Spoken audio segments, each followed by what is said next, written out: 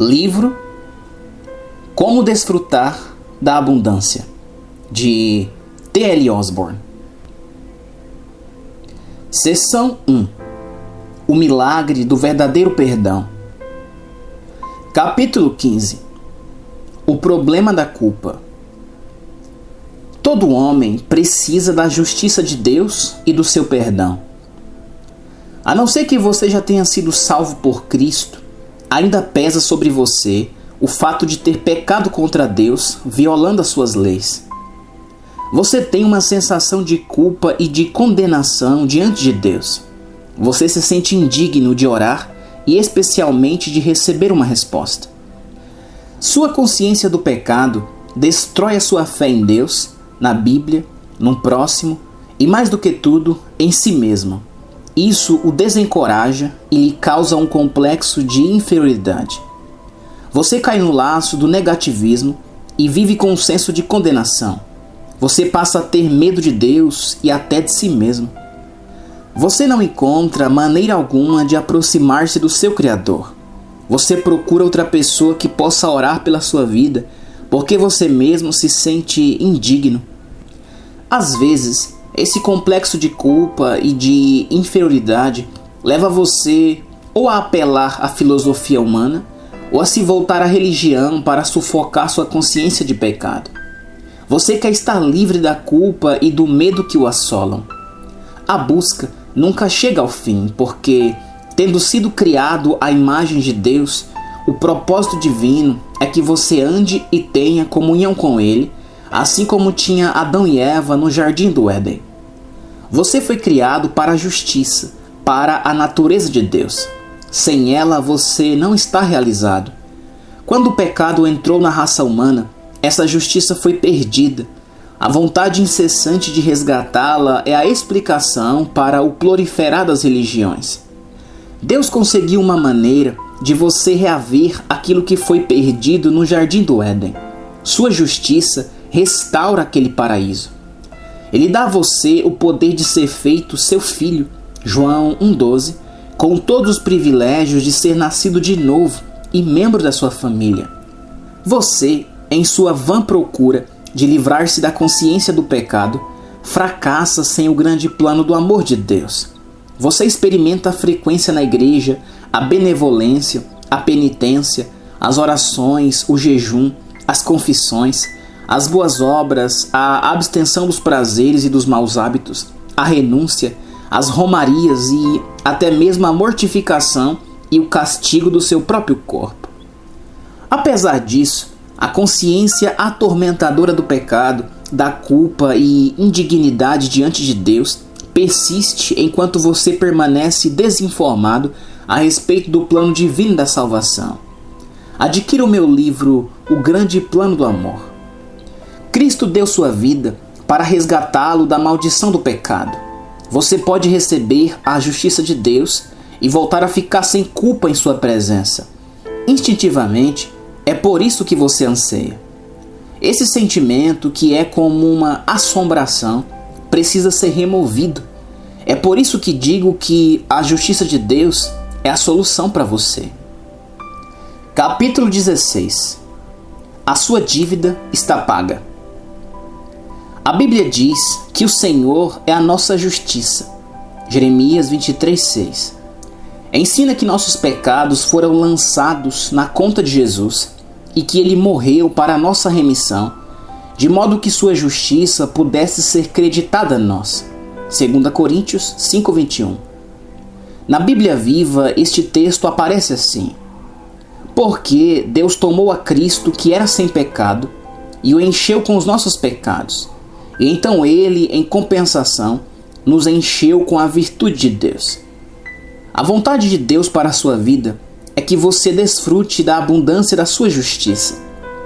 Talvez você fique questionando-se se isso é possível em um mundo onde há tanta maldade e desonestidade, onde parece que a moralidade e a integridade humana já ruíram.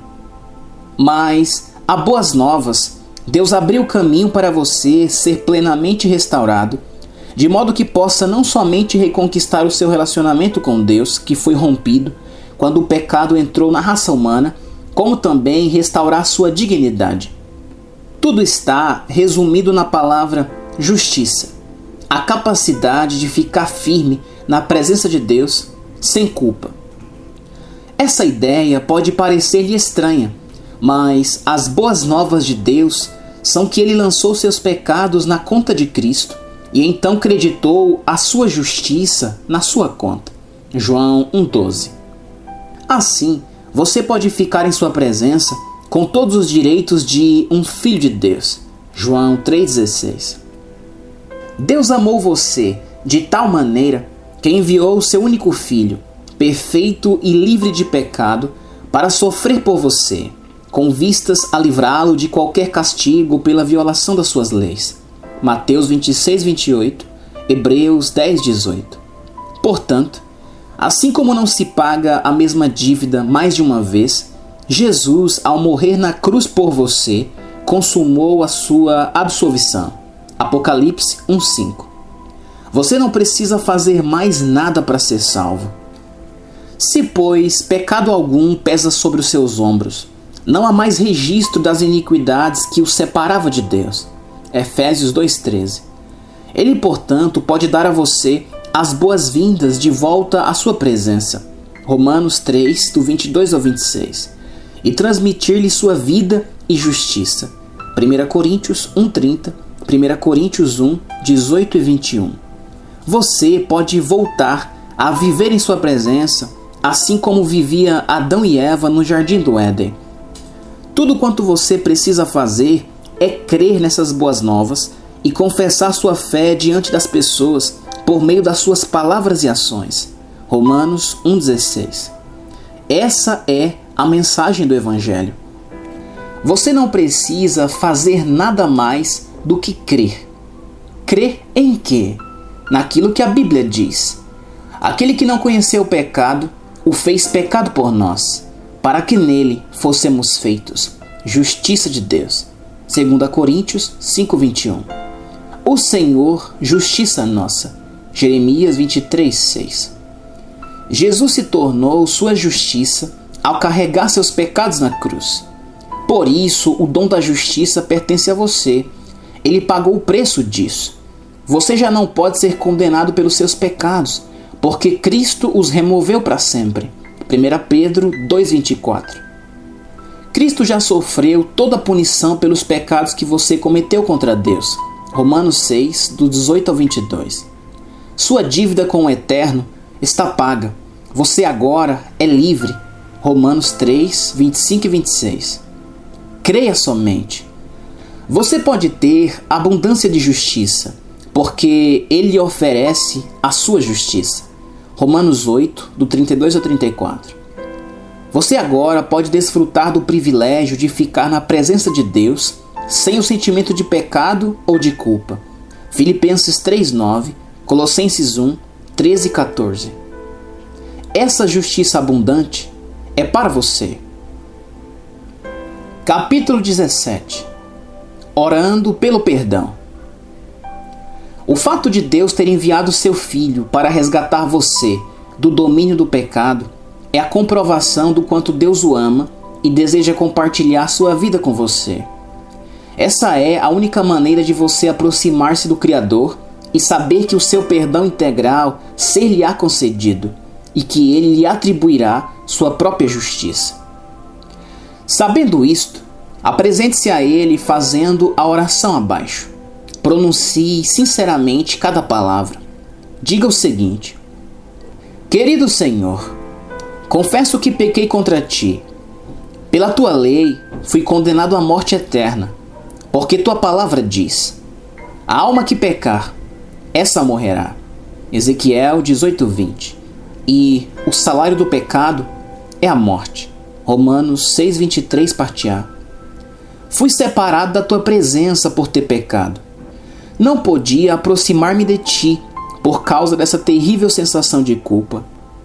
Mas agora, compreendo que Cristo foi crucificado pelo meu pecado.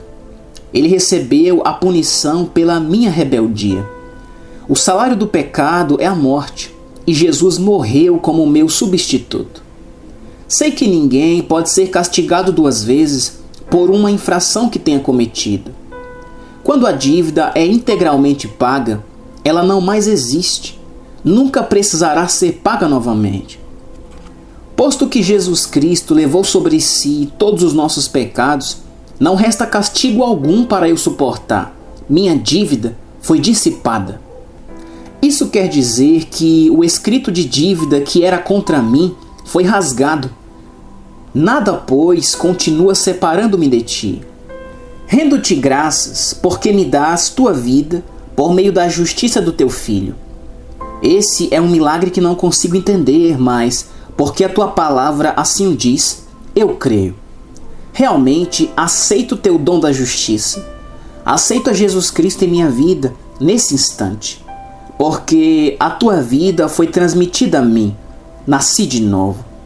Meus pecados do passado já não me condenam, estão perdoados.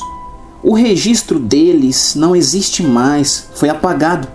Estou salvo.